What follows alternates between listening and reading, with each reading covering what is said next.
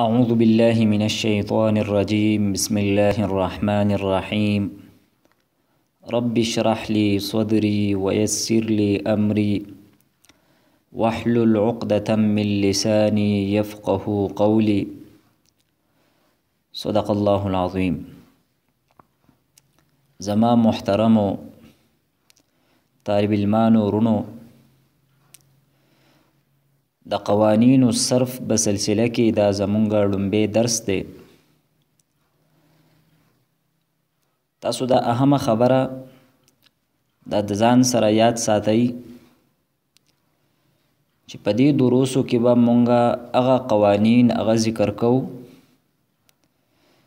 چې کوم قوانین هغه قرآن او په حدیث کې بار بار استعمال شوي دي او د هغې قوانینو یا ساتل د قرآن او د حدیث یا د دینی طالب علم د پاره ضروری دي. انشاءالله تدین بعد کم جوازی قوانین دي یا هغه قوانین چې هغه د صرف په کتابونو کې عام طور باندې ذکر شوي دي، نو بیا به مونږ ته دغه قوانینو د ذکر کولو کوشش کوو.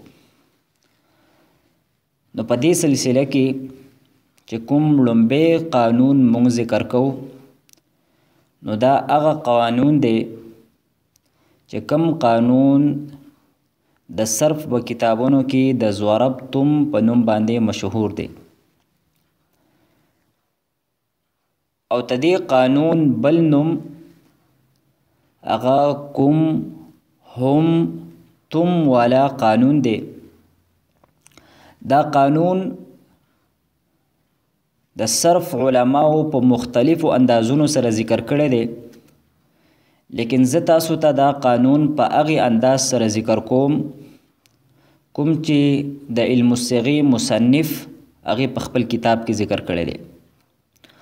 او تدې قانون خلاصه او حاصل دا دی چې کله د کوم هم او تم نه بعد ضمیری منصوب متصل یعنی د مفعول به ضمیر راشي، نو مونږ به تدغې کوم هم او تم کم میم دی تدې نه بعد به مونږ وو سوا کو او دغه میم دې له به مونږ ضمه ورکو.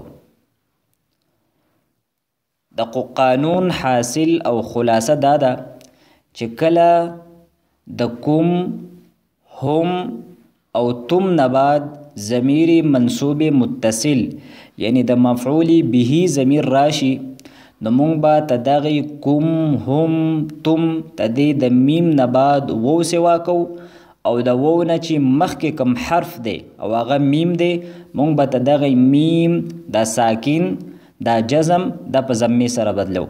نو دا تدې قانون تدې حاصل دی. مونږ یو څو مثالونه ذکر کوو. بالفرض قتلتم لفظ دی، قتلتم. اوس تدې نه بعد مونږ ضمیر منصوب متصل د مفعول به ضمیر سوا کوو یعنی ها ضمیر، نو دا جوړ شو قتلتم هو، قتلتم هو. نو اوس دلته تاسو وګورئ د تم نه بعد ضمیر منصوب متصل راغلی، نو اسانه طریقه داره چې مونږ به تدې میم نه بعد وو سوا کو او د وو نه بعد د وو نه مخکې میم دی، مونږ به دې میم له د ضمې حرکت ورکو، نو د قتلتم نه به جوړ شي قتلتموه. دویم مثال قرآن کې دا لفظ راغلی دی وَإِن طَلَّقْتُمُوهُنَّ، نو دا طلقتموهن دام دغه طلقتم صيغه ده، لیکن د طلقتم نه بعد ضمیر منصوب متصل راغلی یعنی هن ضمیر، نو د طلقتم نه بعد وو سوا شوی دی او د وو نه مخکې بیا کم میم دی، نو ته دغې جزم دا په ضمې سره بدل شوی دی. او قرآن کې یو بل لفظ راغلی دی انلزمکموها وانتم لها کارهون. انلزمکموها تدې صیغې پہچان کم د ابتدایي د صرف طالب علمان وي نو د هغې لپاره عام طور باندې مشکل وي، نو د دې آسان حل دا دی چې په دې کې د حمزه دا د استفهام ده او په دې کې اصل صیغه دا نلزمو دی. نلزمو د جمع متکلم صیغه ده د باب افعال نه، او تدې نه بعد کوم ضمیر د مفعول به راغلی دی، انلزمکم، او تدې نه بعد بیا د مفعول به دویم ضمیر راغلی ها. نو اوس تاسو وګورئ دغه قانون دې طرف ته متوجه شوی دی. دلته د لفظ کوم نه بعد ضمیر منصوب متصل راغلی د مفعول به ضمیر ها، نو مونږ ته دغه کوم نه بعد وو سیوا کو او د وو نه مخکې مونږ میم له پیش ورکو، نو د انلزمکم نه جوړ شو انلزمکموها.